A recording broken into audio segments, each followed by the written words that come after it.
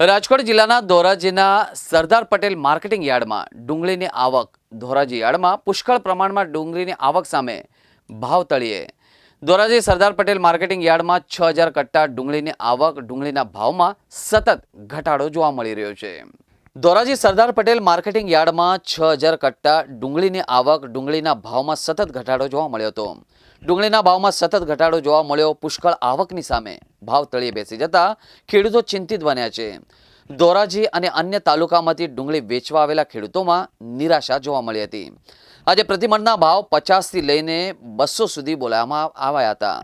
ભાવમાં એક જ અઠવાડિયામાં સતત ઘટાડો જોવા મળ્યો હતો। ભાવ ઘટતા ખેડૂતોમાં રોષ મળ્યો। સરકાર નિકાસબંધીની છૂટ આપે તેવી ખેડૂતોની માંગ ઉગ્ર બની છે। ડુંગળીની આવકની સામે વેચાણ ન થતું હોવાના કારણે ભાવ પણ ગગડ્યા છે। હું દીપકભાઈ વ્યાસ ધોરાજી।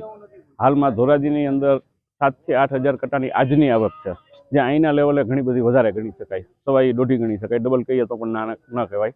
પરંતુ આપના માધ્યમ દ્વારા હું એવું જણાવવા માંગીશ કે હાલમાં જે વેપારીઓ જે કાંઈ ડુંગળી લે છે, દાખલા તરીકે ગઈકાલે લીધી હતી એ ડુંગળીથી આજે 2-3 રૂપિયા ડાઉન છે, એટલે કે 20 કિલોએ 60 થી 100 રૂપિયા ડાઉન છે।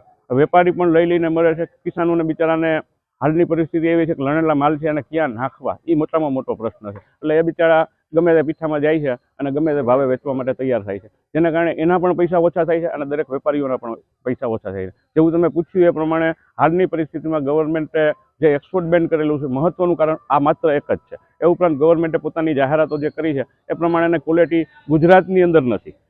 જે રીતે એ લોકોએ 45 mm પ્લસનો માલ માંગે છે, એના ભાવ 16, 17, 18, 20 રૂપિયા 21 રૂપિયા સુધીના ડિક્લેર કરે છે, તો એ ભાવે તો રિટેલ બજારમાં એની પહેલાં પણ વેચાતી હતી ને આજે પણ વેચે છે। તો એવા એ પોષણક્ષમ ભાવ મારી દ્રષ્ટિએ ઇન્ટરનેશનલ માર્કેટને ધ્યાનમાં લેતા નથી। તો આપના માધ્યમ દ્વારા હું એવું જણાવું, ખેડૂતો વતી, વેપારી મિત્રો વતી આ રોજગારી આપતી અને મોટી સમસ્યાઓ હલ કરતી વસ્તુ છે। ગવર્મેન્ટ એવું પણ ન માની લે કે આ એના કારણે ભાવો વધી રહ્યા છે। માર્કેટની અંદર જ્યારે શોર્ટેજ હોય છે ત્યારે માલના ભાવ વધે છે અને જ્યારે આવકો વધારે થાય છે ત્યારે માલના ભાવો ગગડે છે। પરંતુ છેલ્લા 2 દિવસમાં ફરી ભાવ ગગડ્યા, એનું કારણ શું? એનું કારણ એ કે ઇન્ડિયાની અંદર દરેક વેપારીને અને ખેડૂતોને જે ડુંગળી પ્રત્યેનું ચાર્મિંગ જેને કહી શકાય, વેપારનું, ઉત્પાદનનું, આ બધું હટી ગયું છે। ખેડૂતના મનમાં એવું થઈ ગયું છે પહેલામાં વહેલી તકે માલનો નિકાલ કરી, અને વેપારીના મનમાં એવું થઈ ગયું છે ગમે તે ભાવે લઈએ છીએ પૈસા ઓછા થાય છે, તો વેપારીઓ પણ દૂર ભાગે છે। આજે મણના 80 થી લગાડી અને 280 સુધીના ભાવ રહ્યા ક્વોલિટી પ્રમાણે। મારું નામ રમેશભાઈ બચુભાઈ કોટડિયા, ગામ નાના કોટડા, તાલુકો વિસાવદર। અમે ડુંગળી ખેતરની અંદર વાવી છે। ડુંગળી માટે વેચવા માટે ધોરાજી અમે આવ્યા છીએ, કારણ કે અમને એવી આશા હતી કે કંઈક ધોરાજી અમને ભાવ મળશે, કારણ કે બીજા બધા યાર્ડ તો આ બંધ કરી દીધા છે। કારણ હોય તો એને ખબર હોય।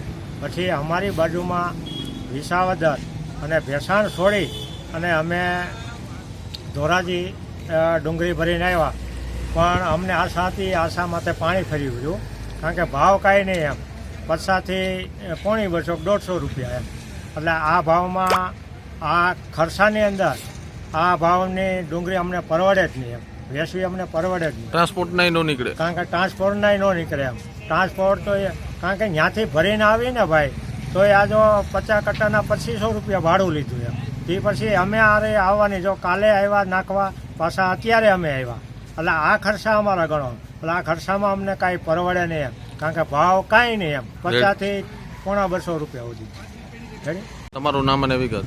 મારું નામ ઇન્દ્રેશભાઈ મથુરભાઈ કોટડિયા છે, વિસાવદર તાલુકો અને ગામ નાના કોટડા છે। અમે આ ડુંગળીનું વાવેતર કર્યું છે, સારી આશા છે કે ભાવ સારા આવી છે, એ હિસાબે 5 વીઘાની મેં ડુંગળીનું વાવેતર કર્યું છે અને વીઘે 20-25 હજારનો ખર્ચો કર્યો હતો ડુંગળીની અંદર। અને ત્યાર પછી જે આ સરકારે નિકાસબંધી કરી ડુંગળીની, એની હિસાબે ભાવ હાવ તળિયે વહી ગયા છે।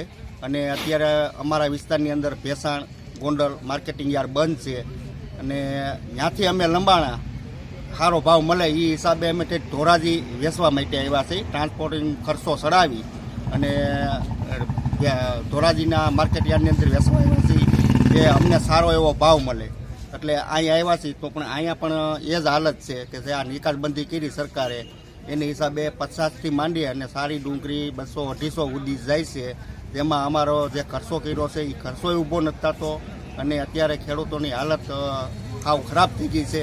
જે આ ખૂબ ખર્ચો કર્યો છે, ખર્ચાને ઊભા નથી થતા અને પાયમાલ થવા મીણા છે ખેડૂતો. તો સરકારને નમ્ર વિનંતી છે કે આ નિકાસબંધી કરી છે એ ફરી ચાલુ કરાવે અને ખેડૂતોને પૂરતા પોષણ ભાવ મળે.